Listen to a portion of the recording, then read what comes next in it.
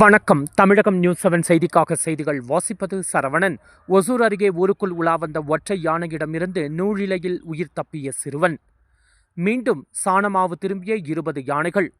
கிருஷ்ணகிரி மாவட்டம் ஒசூர் சாணமாவு வனப்பகுதியில் கடந்த ஒரு வாரமாக சுற்றித் திரிந்த யானைகள் தேன்துர்கம், அனுமந்தபுரம் வழியாக ஜக்கேரி கிராமம் வரை சென்ற யானைகள் அங்கிருந்த ராகி, சோளம், தக்காளி என்ற பயிர்களை தின்றும் சேதப்படுத்திவிட்டு மீண்டும் போடிச்சிப்பள்ளி வழியாக சாணமாவு வனப்பகுதிக்கு சென்றது. யானைகள் மீண்டும் சாணமாவு பகுதிக்கு திரும்பியதால் ஒசூர் வனப்பகுதி விவசாயிகள் கவலையடைந்தனர். கிரி ஒற்றை யானை அனுசோனை அருகே பொம்மதாத்தனூர் கிராமத்தில் நுழைந்தது. பிறகு அருகிலிருந்த வனப்பகுதிக்கு சென்றது. அதேபோல் இருதாளம் கிராமம் அருகே தாண்டரகுண்டாவில் 8 யானைகள் தஞ்சமடைந்தது. வனத்துறை ஊழியர்கள் கண்காணித்து வந்த நிலையில் இரவு வரகானப்பள்ளி வழியாக ஊடேதுர்கம் வனப்பகுதிக்கு யானைகள் சென்றது. தேன்கனிக்கோட்டை அருகே மரக்கட்டா வனப்பகுதியில் இருந்து வெளியேறிய 4 யானைகள் கொம்செட்டிப்பள்ளி, வட்டர்பாளையம் கிராமத்தில் நுழைந்து ராகி, சோளம், தக்காளி பயிர்களை தின்றும் சேதப்படுத்திவிட்டு ஆலஹள்ளி வனப்பகுதிக்கு சென்றுள்ளன.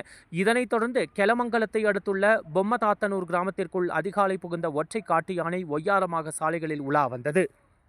அப்போது அதே ஊரை சேர்ந்த சிறுவன் தன் பின்னால் யானை வருவதை அறியாத நிலையில் திடீரென யானை வருவதைக் கண்டு வேகமாக ஓடிய பொழுது கீழே தவறி விழுந்து மேலும் சுதாரித்து கொண்டு எழுந்து ஓடினான். இதனால் நூலிலையில் அதிர்ஷ்டவசமாக அந்த சிறுவன் யானையிடமிருந்து தப்பித்து உயிர் பிழைத்தான். இந்த வீடியோ காட்சி தற்பொழுது சமூக வலைதளங்களில் வெளியாகி வைரலாகி வருவதால் அந்த பகுதி மக்களிடையே கடும் அச்சம் நிலவுகிறது. ஒற்றை யானையை வனப்பகுதிக்குள் விரட்டிய நிலையில் அது மீண்டும் வெளியேறாமல் தடுக்க வனத்துறையினர் நடவடிக்கை மேற்கொள்ள வேண்டும் அல்லது மயக்க ஊசி செலுத்தி பிடித்து அடர்ந்த வனப்பகுதியில் விடுவிக்க வேண்டும் என்று அப்பகுதி மக்கள் கோரிக்கை விடுத்துள்ளனர்.